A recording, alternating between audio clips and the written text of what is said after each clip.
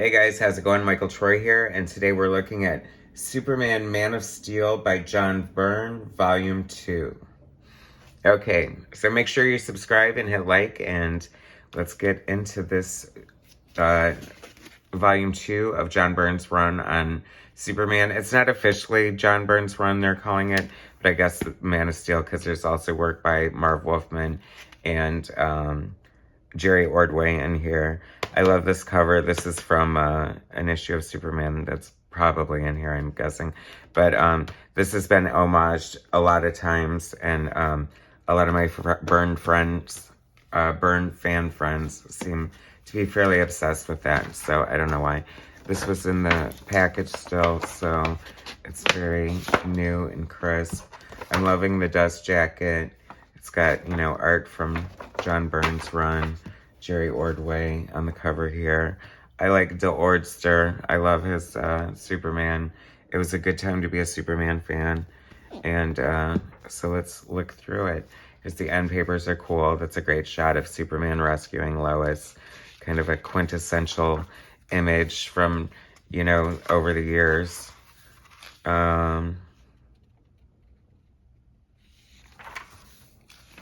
So this is a nice, you know, hardbound collection that we've desperately needed for over the years. I think they're doing it in like 3 volumes.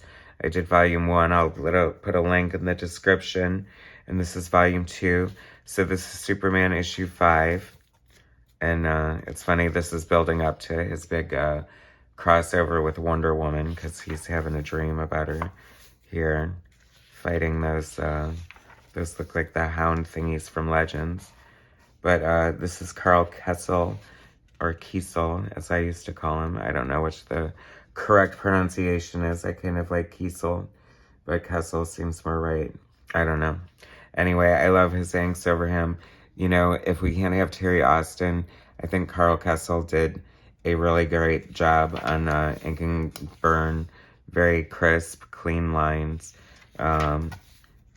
You know, I definitely think he added to it rather than subtracted to it like some inkers do, that we'll probably get to later in this book. I think Byrne did a fun mix of creating new villains. I love this. Like, this is like a mummy, like, but in the classic Byrne, like, big lurch body style with the bigger upper torso and smaller legs, which is so signature Byrne, in my opinion. That's such a signature Byrne flying pose there, too. When you're obsessed with an artist, you, I hate to use the word trope because that sounds like a negative implication, but you, you know, become quite aware of your, their go-to poses and stuff like that, and their styles. I don't know. The Lois is so, like, just harsh and abrasive, and it just I never understood Clark's attraction to her. But, you know, people are going to say, what? When they hear me say that, but I don't know. I mean, of course, she's great and everything. You know, I love Margot Kidder, don't get me wrong. Best part of Superman was her interaction with Christopher Reeve, probably. I mean, maybe not really, but a good part of it anyway. So Lois is, but in her defense, she's evil in this, I think. The art looks so good. I just love Kessel's inks on these. This is a better printing, so it's on this nice white paper. So I really am, I feel like I'm seeing the art for the first time. And I don't think I gave Carl Kessel enough credit in the past because his inks are so sleek and nice. I feel like he inked Tom Grummett for a while there. Didn't they do that, some image series or something? But anyway, I digress. So now we're in an issue of Adventures with Superman. And I have to say, I do love Jerry Ordway's classic superhero style. Very heroic. I mean, his style is pretty very distinguished, you know, you can always tell it's him. And, you know, he's inked George Perez on Crisis on Infinite Earths and John Byrne on Fantastic Four. And you can always tell it's him. He has a very distinct style, I think is the word I was looking for. But some people think it can be a little overpowering, but I like it. I think it's complimentary. And he penciled and inked that himself, so that's the best of all worlds. Now we're coming to Superman Action Comics team up with Hawkman and Hawkwoman, and this is inked by Dick Giordano, allegedly, because people are telling me that he was kind of retired and DC promised Giordano, but his assistant wound up inking it instead, which makes me ill if that's true, because I don't even want a regular man's Dick Giordano, let alone a knockoff, like, assistant. But I don't even know if that's all completely true, but that's supposedly what the case is. But I just don't think he's as flattering. I mean, you can immediately see the difference from when we just looked at that issue that Carl Kessel inked. I mean, it's not terrible. You know, people are going to, you know, be defensive because he is, like, a legend. But I just don't think it's a good fit. I think he's better, like, on his own pencils. So, there. I said it. I say it every time. I'll stop complaining. That, however, is very cool. Other ships. That's John Byrne hitting a home run right there. I love how he draws all this little... he can draw space and sci-fi, like, so good. See, there's just some sort of scratchy, like, I don't know, like he's using a broken pen nib or something. I thought I said I was going to stop complaining about it. But I just, like, I would cry if I saw the pencils and see how awful, what he did to them. Anyway. Is that Aricia? Is that her name? I like that character, of course. She's a cute blonde, so, you know, there I go, being biased again. I always loved her. Magenta's like one of my favorite colors in comic books because it's always so bright and stands out. So that is cool. I mean, you cannot miss her in a crowd. Is that not? Is she the same race as Sinestro? Did I never ever put that together before? Gosh, I'm going to feel really dumb. But, you know, I never really read like the Green Lantern Corps and Hal Jordan Green Lantern. So forgive me. Pardonnez-moi. I did love Action, him teaming up with all the different superheroes. I mean, that's a lot of fun.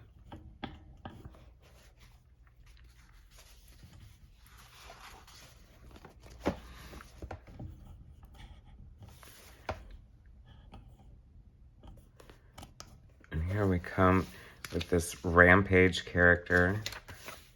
Another fun villain that Byrne created. Almost like a Hulk accident, right?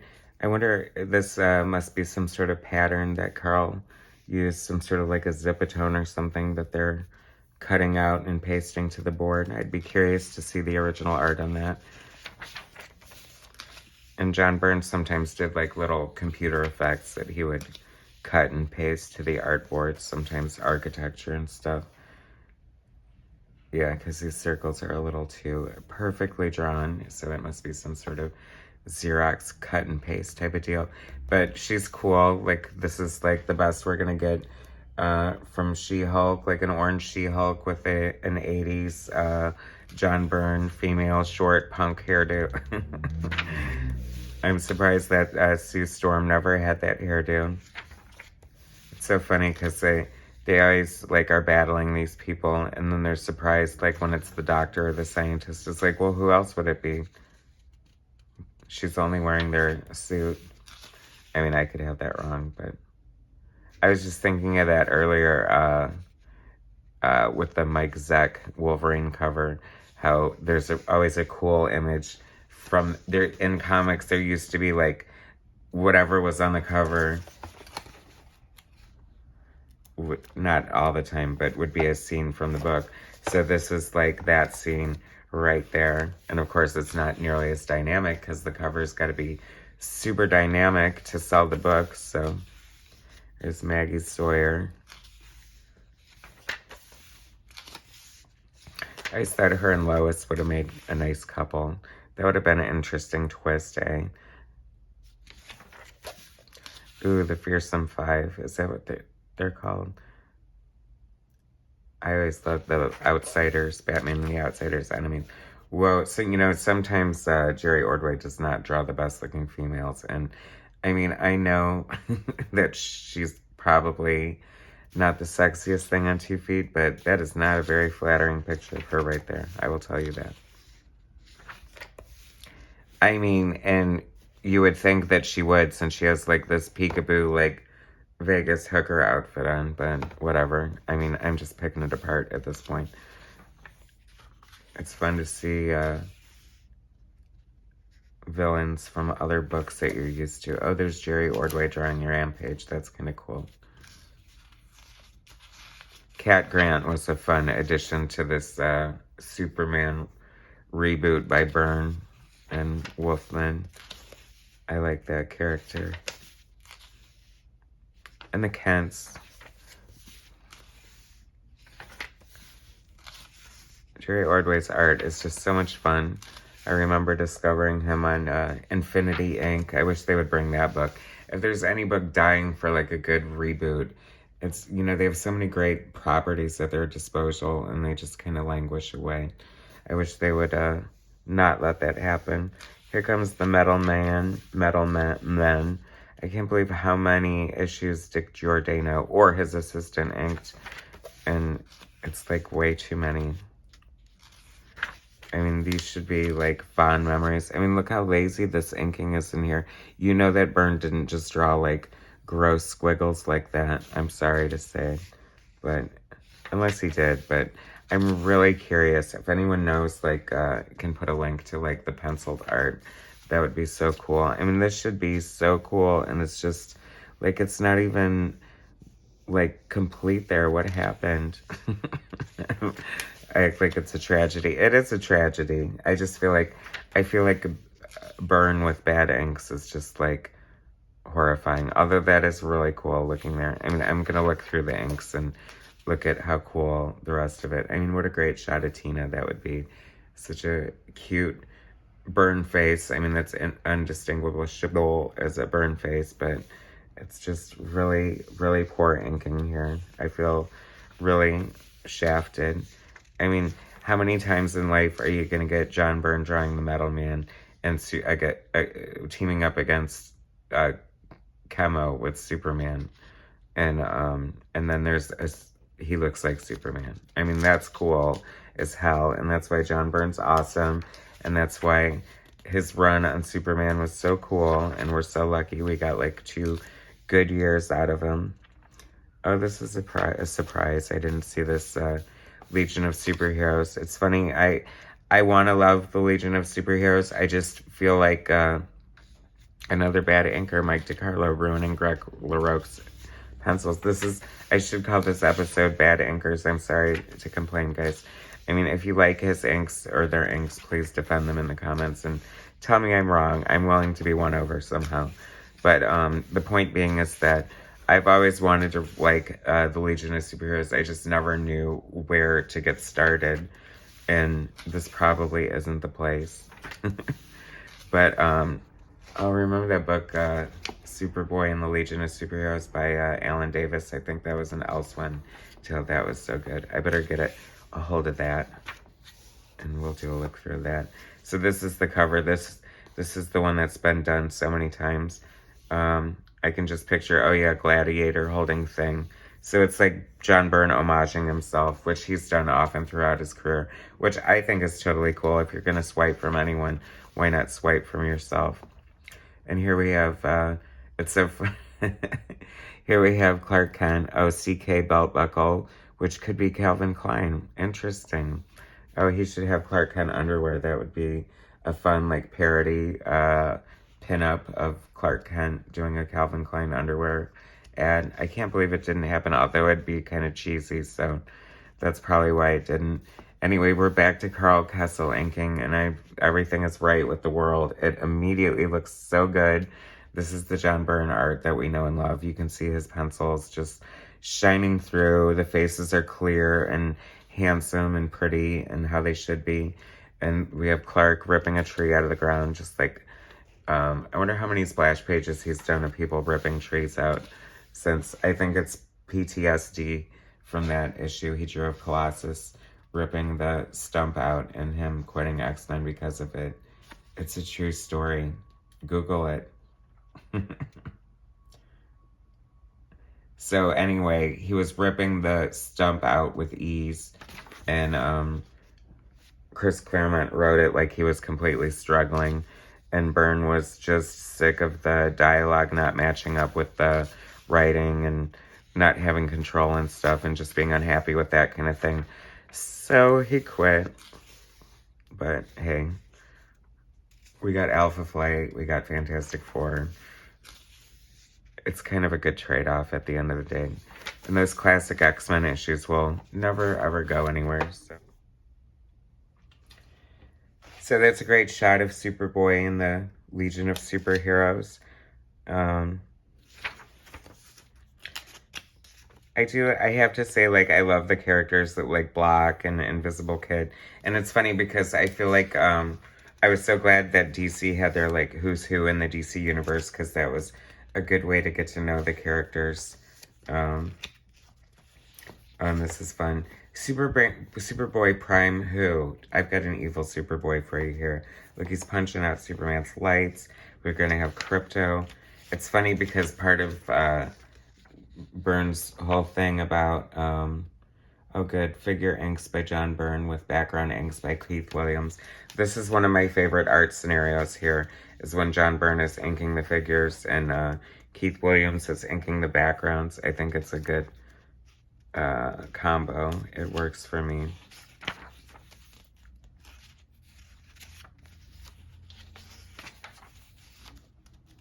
Crypto.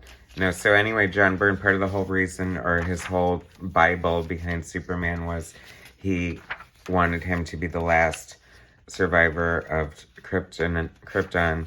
So he got rid of Superboy and Supergirl and Crypto and Superhorse and Streaky and Superwoman and all that jazz, only to, like, bring them back, but in clever ways. Like, you know, Supergirl was really Matrix. She wasn't even really, you know, a Kryptonian or whatever. And I guess I forgot how that worked out, but great cover of Bill Sienkiewicz painting of the Legion of Superheroes here. I'm surprised there's a lot of Legion in here that I wasn't expecting, but that's fine. Give me a chance to read something I haven't read before. If I could get past the art, which is, I guess, fine. I like the penciler. The inker just kind of sinks it for me, but what are you gonna do? Another great Jerry Ordway cover coming at you. Ooh, Eric Larson. So Eric Larson drew this issue. India Ink is the inker. That means it's probably a hodgepodge of tag team inkers. I love Eric Larson's pencils. I loved when he drew Doom Patrol. I forgot about this issue entirely, so it's kind of fun that he was a part of the sort of John Byrne era. This is written by Marv Wolfman. The John Byrne era on Superman. I guess I didn't really, rarely make that connection. Some Kirby dots in the background. You can expect that from Eric Larson. Kirby's a big influence on him. This is clearly inked by Jerry Ordway. See what I mean about Jerry Ordway's inks being very distinct, and you can always tell, almost overpowering, because I think I would definitely pick up on the Ordway before I would the Larson, if I didn't already know.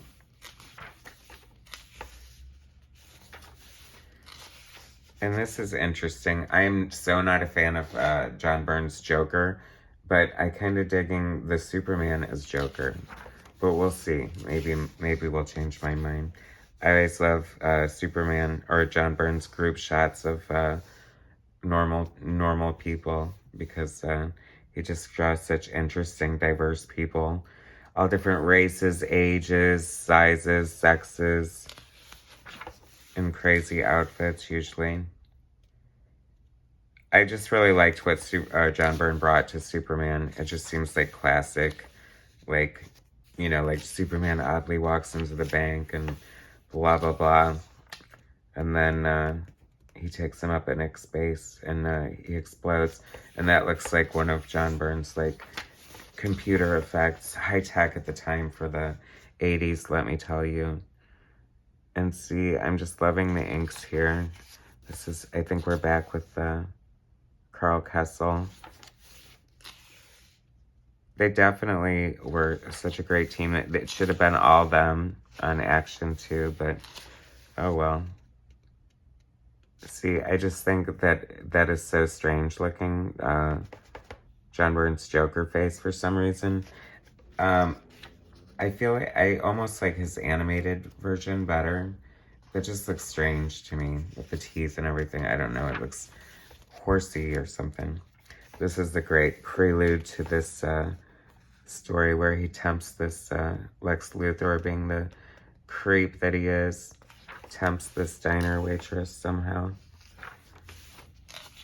John Byrne had said there was a sequel to this. There's a video, like a sci-fi video, where he has like the perfect sequel for this. So I forgot what it was, or else I'd tell you. I don't want to tell it to you in the wrong way, but it's like a sci-fi interview with him and his run on Superman. So it's definitely worth looking at. Maybe I'll put a link in the description. Oh, this is interesting. Jerry Ordway and P. Craig Russell, artists. So I'm guessing P. Craig is inking Jerry here. Such an accomplished artist himself. It's an interesting pairing, but it works. Like Marv Wolfman's story were more like Metropolis, like Clark Kent, Daily Planet, Lex Luthor, and John Byrne's were, you know, Cosmic, Kirby, Bizarro, you know, all the great fun villains like that. That's a fly-looking Big Barda right there. This is so funny. We're in like, this is like the sleazy story. And sleaze being appropriate because that's the villain's nickname. But this is the one where Superman and Barda are almost hypnotized into making an adult film. I love, look at this. I mean, could that not be more stereotypical, like New York pimp and hooker? Hilarious junkie or wino, whatever. So we're not in a good area of town. I love Big Barda there, though. She looks so cool. What a fun character. And a woman who's confident enough to have big in her name. I mean, I always thought that was kind of weird. Sleaze. John Byrne does love the Jack Kirby characters for sure. Nice fringe there. Such a crazy issue. The good news is, spoilers, they wind up not making the movie, so... And somehow all was well with the world. But Mr. Miracle did have to watch them kiss. How awful. What a weird, weird issue. I think it was, maybe it was influenced, like, movies like Sex, Lies, and Videotape were popular at the time, so I can't help but think that might have had some sort of influence on the narrative, since people think it's so weird and so out there and just so crazy, which it kind of is, but, you know, that sort of weird theme was permeating, you know, the collective conscience with movies and stuff like that. Oh, this is funny. Superman's powers are going wacky, so he's just using his X-ray vision without trying. And the elevator's full of skeletons, which is cool. Carl Kessel back on inks. Everything's right with the world.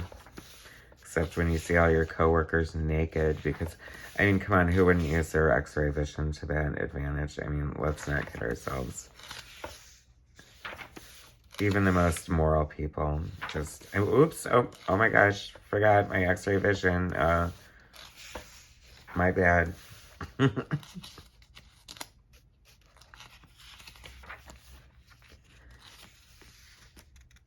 I mean, would you really just use all those powers for good? I mean, not to say that you would necessarily do evil, but I think people would use their powers to their advantage. Like, perfect example, North Star in Alpha Flight, how he used his powers to get, you know, Olympic medals. I mean, it's kind of realistic, right? I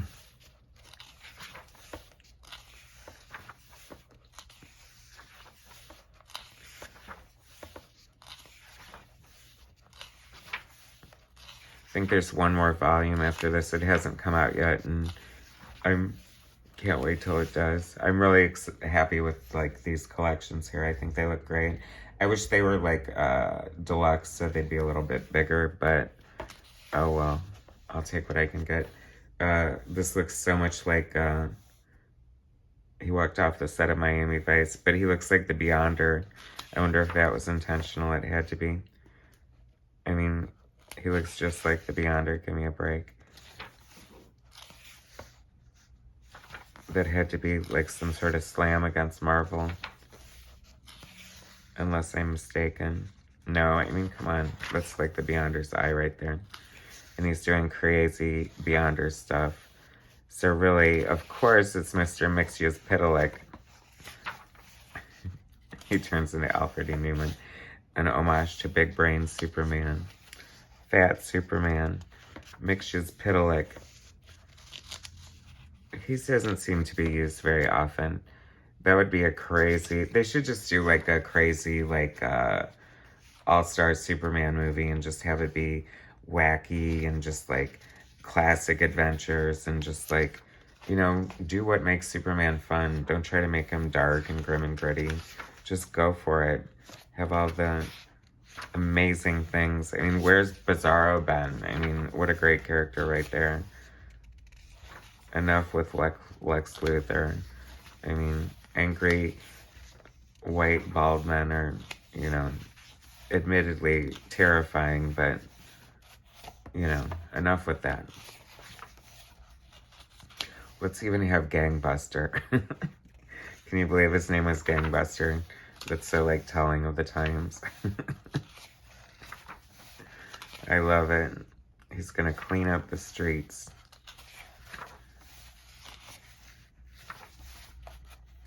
More Ordway. I hope we end on a Byrne issue. That would be...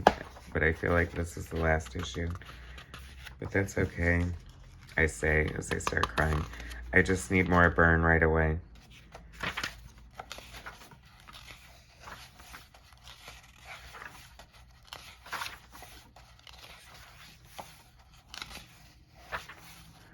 Comes Wonder Woman. And the Hulk. Oh my gosh, I can't believe the Hulk is in here. It's not really the Hulk. It's Green Superman. How strange is that?